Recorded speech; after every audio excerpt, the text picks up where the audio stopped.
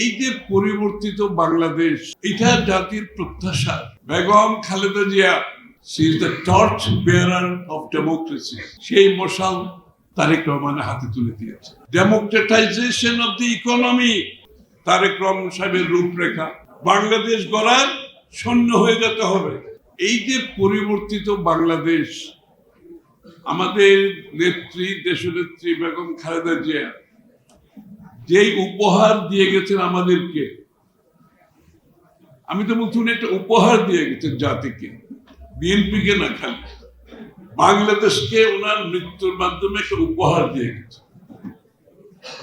এই উপহার যদি আমাদেরকে ধরে রাখতে হয়, জাতি হিসাবে, দল হিসাবে আমাদেরকে দৃষ্টান্ত সৃষ্টি করতে হবে, পরিবর্তনের মার্ক রাখতে হবে, পরিবর্তনের এক্সাম্পল সেট করতে হবে।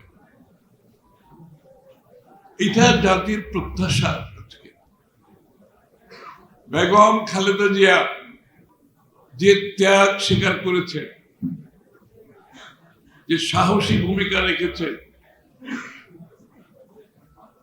দেশপ্রেমে, স্বাধীনতা, সার্বভৌমত্বের, আধিপত্যবাদের বিরুদ্ধে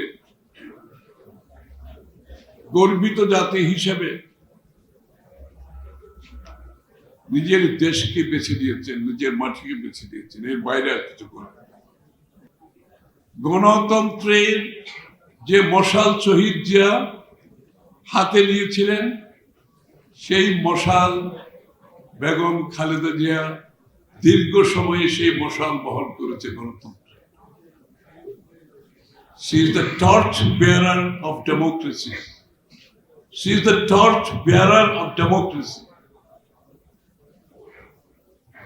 সেই মশাল তারেক রহমানের হাতে তুলে দিয়েছে। এখন গণতন্ত্রের টর্চ বেয়ারার হচ্ছে তারেক রহমান সাহেব। সমস্ত জাতিকে উনি ঐক্যবদ্ধ করে ফ্যাসিস্ট মুক্ত করতে সক্ষম হয়েছেন, সেই গণতন্ত্রের টর্চ বেয়ারার হিসেবে আমাদের আগামী দিনের টর্চ বেয়ারার।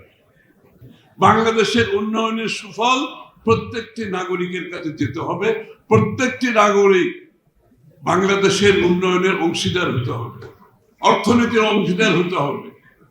অর্থাৎ শুধুমাত্র রাজনীতিতে গণতন্ত্র নয়, অর্থনীতিতে গণতন্ত্রের কথা বলা হচ্ছে। এই স্লোগান কোথাও বিশ্বে পাবেন না।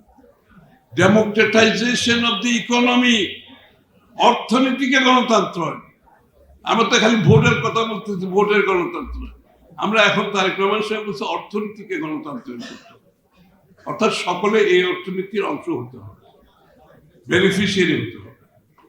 বাংলাদেশ গড়ার শূন্য হয়ে যেতে হবে। তাহলে জিয়াউর রহমান সাহেবের স্বপ্ন, দেশনেত্রী বেগম খালেদা জিয়ার স্বপ্ন, তারেক রহমান সাহেবের রূপরেখা আমরা সকলে মিলে সম্মিলিতভাবে ইনশাআল্লাহ আগামীর বাংলাদেশ করতে পারবো। সবাইকে ধন্যবাদ।